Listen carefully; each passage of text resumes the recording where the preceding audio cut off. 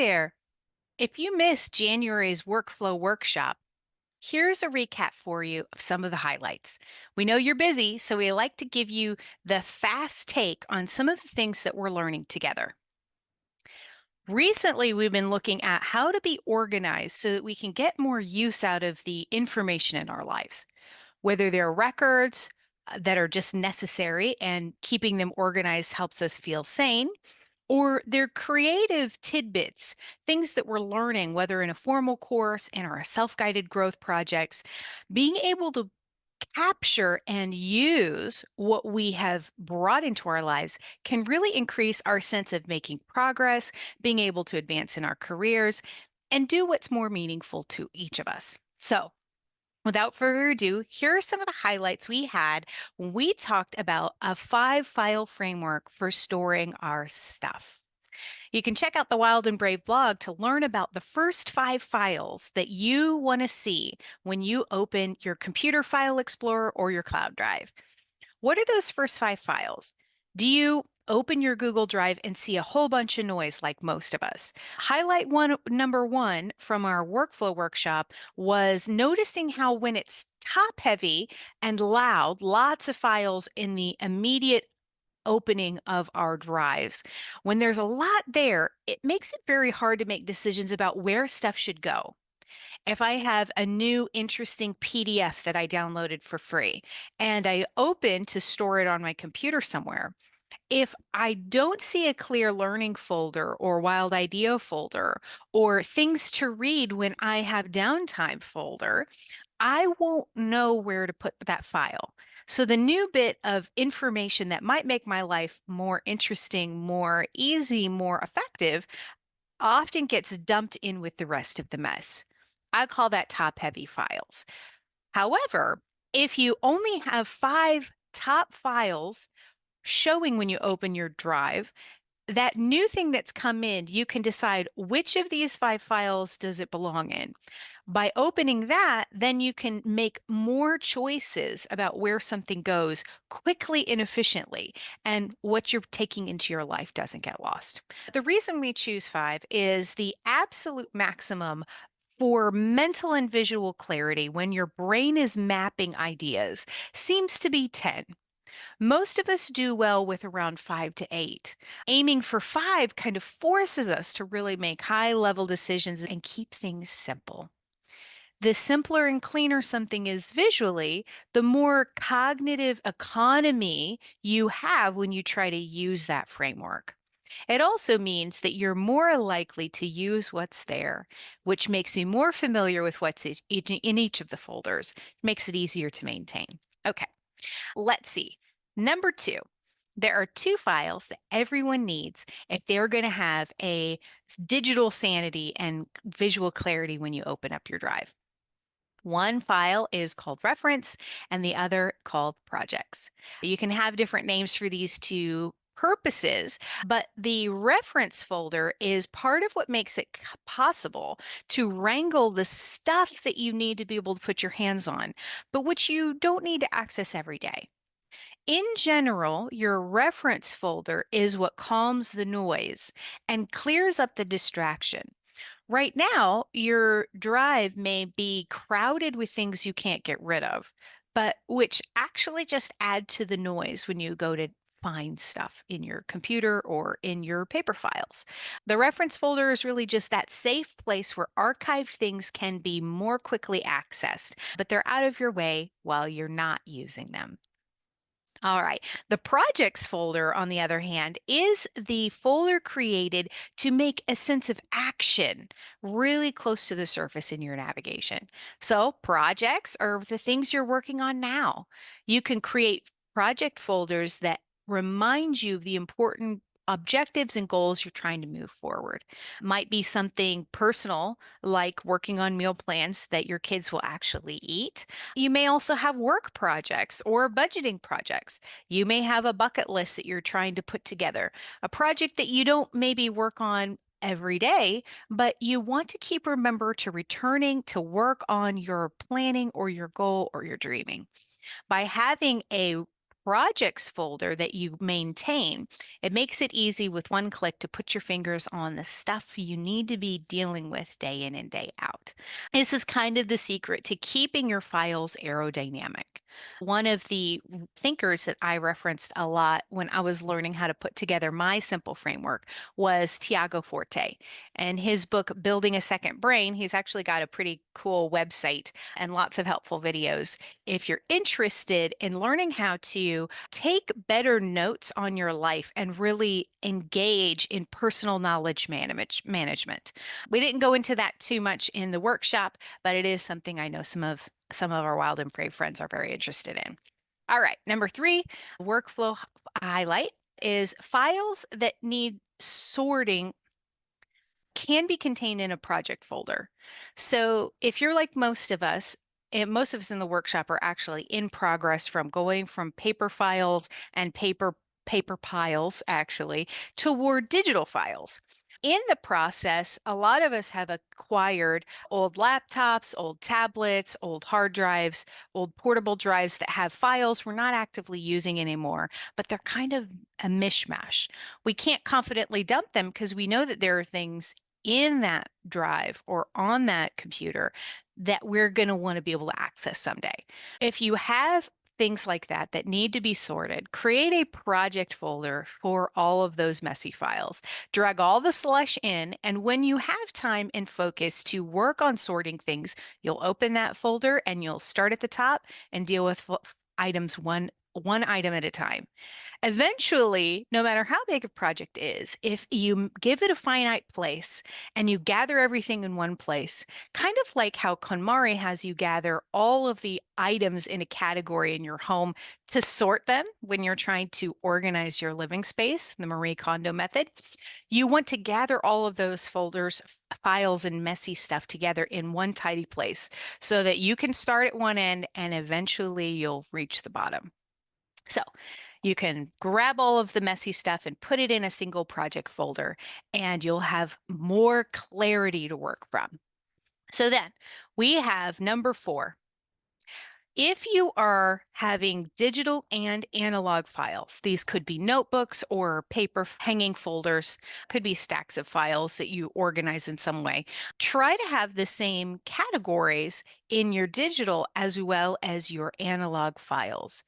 That way, as things move digitally, say you get the option to start getting one of your statements in digital format instead of in paper format.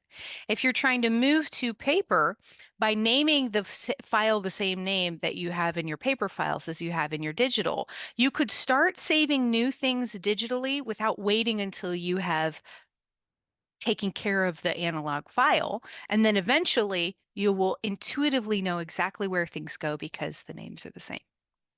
All right, next, a few of us noticed that having the right scanning app actually made a huge difference in maintaining and transitioning digital files. So for me, I get a lot of paper mail and I have printouts. As a ghostwriter, I also have a lot of projects that I will print and I will mark up. And sometimes I want to retain the markups for records or just for learning purposes. Sometimes they're good memories where I can pull back open a chapter and kind of see my thought process as I develop something. I certainly don't want stacks of paper sitting around. My stack of edit papers from finishing Think Wild, my first book, is actually this tall, right? It's 6 inches of 8.5 by 11 paper. It's huge. I can't store that forever. But what I can do is I can digitize it using the thing that we always have on us right at our fingertips, our cell phones. So if you have your cell phone with a good scanning app, you will never be in a circumstance where you can't quickly add something to your files. If you have a setup like this, I, for example, will I use Genius Scan. One of the Bob in our group, he used, I think, Turbo Scan, said he really liked the function of that. There's a lot of different apps out there. You got to find the one that fits you. But mine will let me take, say, my dust mite allergy PDF that came from the doctor when I visited, found I have a very severe dust mite allergy. Life's gotten a lot better as I've started following these tips. But these tips are something that if I want to keep it, I would just want to digitize this. I'm not going to go looking for it in a paper file. I'm going to stick it in my health folder, in my allergy subfolder, and I will be able at any point, if I make a new friend who maybe is experiencing the same symptoms as me, and say, "Hey, I have this PDF on, dust mite allergies. You want to see what my doctor told me about it?" I can pull it out and text it to them or email it or just drop it to them if we're at lunch. So that makes this paper actually useful to me. And that's the point of this is it's not just about being uptight or feeling organized, which is really awesome, by the way. It feels really good to feel organized. The key is you want the stuff in your life to be useful for you. So that would be I would scan that two-page scan, can easily do that without any fancy setup using your phone. But for bigger projects, one of the things I've needed to digitize are my old journals that have my planning, my appointments, my activities. I have a lot of health and learning details in here that I feel like I might want to reference someday. But these are dusty. And remember, I have a dust mite allergy. One of the worst things you can have pile up around you, other than soft fabrics, is papers because they get so dusty. So I don't want to lose this information, but I don't need it to be in physical form. Digital will be great. So for me, I set up something like this little gooseneck. I got a gooseneck. It's so flexible. I clip my phone in here, and then it's stationary and it does collation of the things. I can just literally flip pages, it captures, flip the page, it captures. Something like that I digitized 3 years of my life in an hour the other day. It was hundreds of pages. I think it was like over 900 pages that I digitized like that. And now it's in my reference folder in a subfolder called calendar scans because I like to scan my calendars.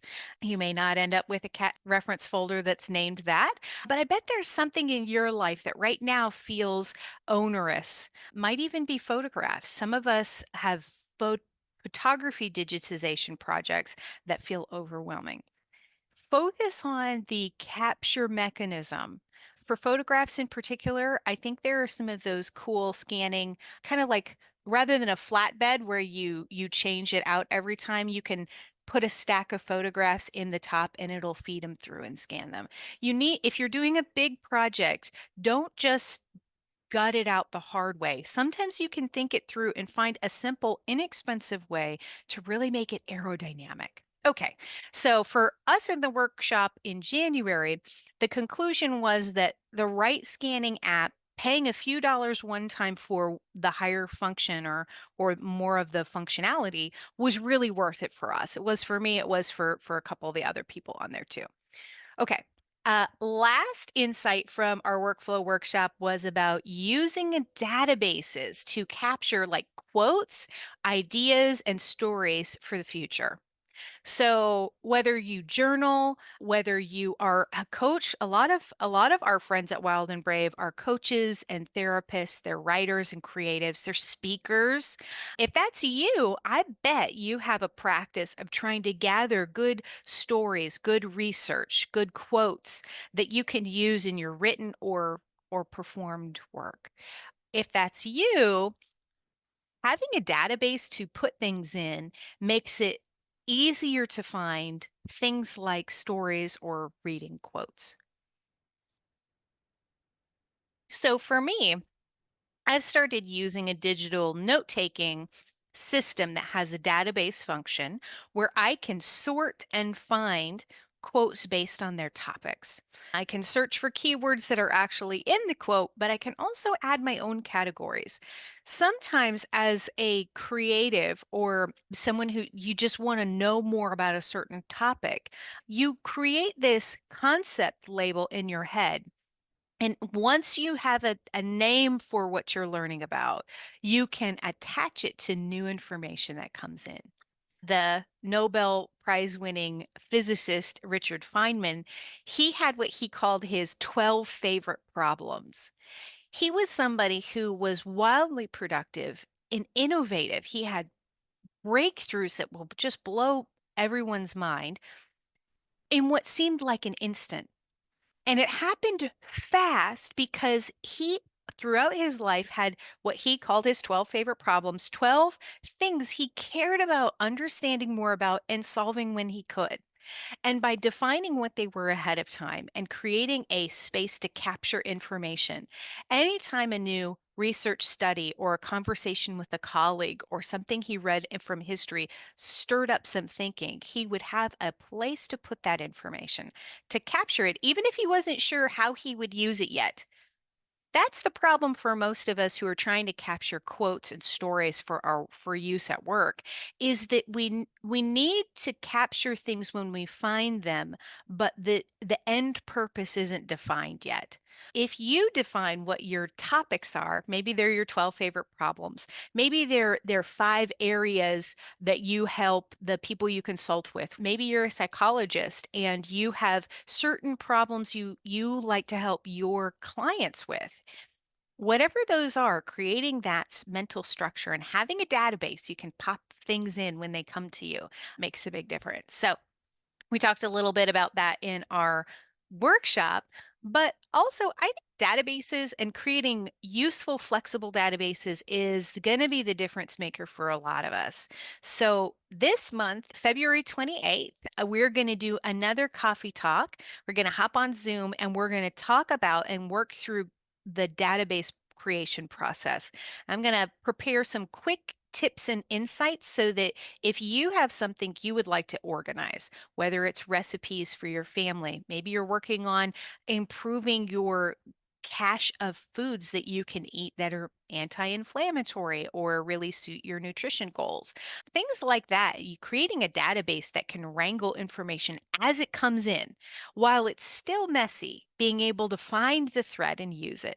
Most of the database and storage options I've come across over the years have been top heavy in that you have to really fiddle with things before it's useful at all. I'm finding Wild and Brave databases, they're completely useful while they're still messy if you get just a few things set right in the beginning. So we'll talk about what those couple of things are that if you get them set right, it makes even a messy database serve you. I'd love to have you join us. You can check out in the information to see and add to your calendar so you can join us on Zoom. The reason I care about capturing ideas and organizing files isn't just to be tidy.